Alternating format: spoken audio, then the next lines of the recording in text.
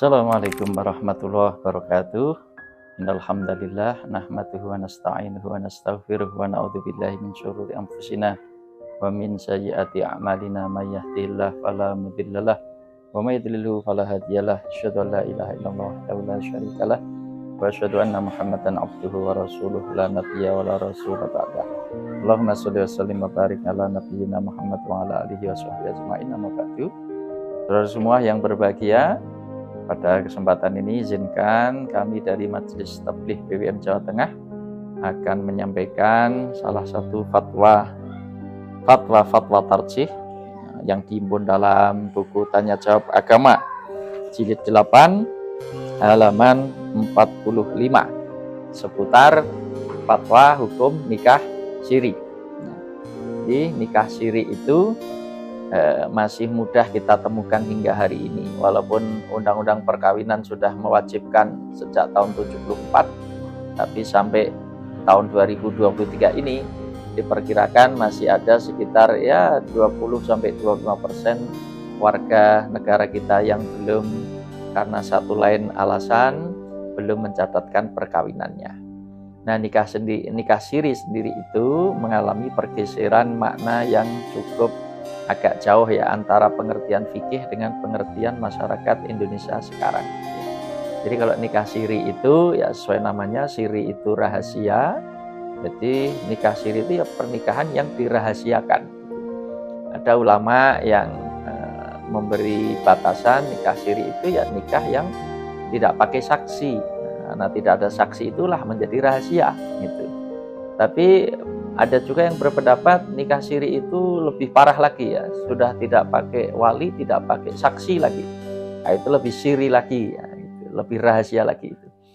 Tapi yang membetot banyak perhatian ulama adalah nikah siri dalam arti syarat rukun dipenuhi, misalnya ada wali, ada 2 saksi, ada pengantin laki perempuan, ada ijab kabul, tetapi para saksi ini atau yang hadir di situ dipesan atau diminta supaya tidak bercerita ke orang lain atau tidak bocor keluar. Jadi pernikahan itu sudah dihadiri minimal 5 orang tadi, wali, 2 saksi, pengantin laki, pengantin perempuan. Tetapi para saksi atau para pihak yang hadir di situ diwanti-wanti atau diminta supaya tidak cerita atau tidak membocorkan keluar. Otomatis juga tadi tidak mengadakan walimahan, tidak melakukan iklan itu pengumuman atau pemberitahuan. Nah, ini yang mungkin kontroversinya paling besar kira-kira itu gitu. Nah, kalau versi mazhab Syafi'i, pernikahan yang model tadi dihadiri 5 tadi itu karena syarat rukunnya terpenuhi dianggap sah, walaupun makruh makruhnya itu atau khilaf aula lah adalah khilaf aula itu tidak sesuai dengan yang ditunjukkan oleh petunjuk Nabi. Karena kalau petunjuk Nabi itu dianjurkan untuk iklan nikah. Iklan nikah itu mengumumkan pernikahan. Termasuk diantaranya iklan nikah itu adalah mengadakan walimahan. Karena walimahan tentu mengundang sanak saudara, tetangga, kerabat kanan kiri, sehingga diketahui atau disaksikan oleh banyak orang. Jadi kalau mazhab Syafi'i posisinya mengesahkan walaupun khilaful aula atau katakanlah makruh gitu Tapi berbeda dengan Imam Malik atau mazhab Maliki. Karena dalam mazhab Maliki justru yang lebih penting itu bukan kehadiran saksi. Yang lebih penting itu adalah iklan. Iklan itu pengumuman.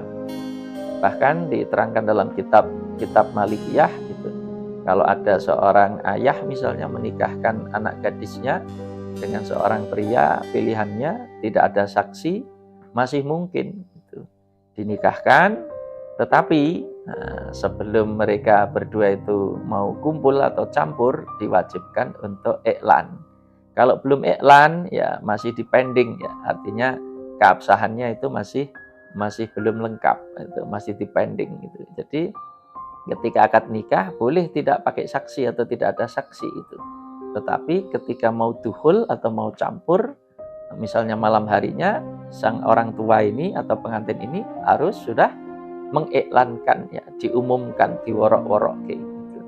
Nah, jadi kalau mazhab Malik yang dipentingkan iklannya, bukan saksinya, bukan isyhadnya, tapi iklan gitu.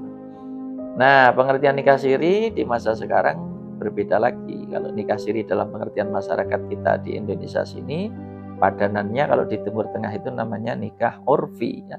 Nikah hanya sesuai adat saja, adat tradisi saja. Karena menurut tradisi, orang nikah sejak zaman Nabi sampai awal abad 20 katakanlah, itu ya tradisinya ya, tidak dicatatkan. Paling banter tadi hanya walimahan saja.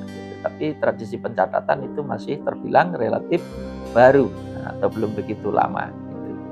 Jadi seperti itu. Nah, dalam konteks fatwa tarjih, karena dalam kepribadian Muhammadiyah itu sebagaimana diputuskan dalam Muktamar Muhammadiyah ke-35, bahwa di antara sifat warga Muhammadiyah itu dituntunkan mengindahkan segala hukum, undang-undang, peraturan, serta dasar dan falsafah negara yang sah. Maka dengan sendirinya fatwa tarjih mewajibkan warga Muhammadiyah khususnya, kalau menikah wajib dicatatkan, ya. Bukan hanya sekedar anjuran atau himbauan, tetapi wajib untuk dicatatkan, karena di situ ada kemaslahatan, ada jaminan hukum, ada kepastian hukum. Sementara kalau orang nikah siri, nikahnya tidak dicatatkan, negara tidak mengakui, sehingga tidak punya kekuatan hukum, dan keluarga yang dibangun atas dasar legalitas perkawinannya dipertanyakan atau katakanlah tidak sah, tentunya akan rapuh, mudah berpisah, mudah diceraikan, dan tidak ada perlindungan atau jaminan hukum.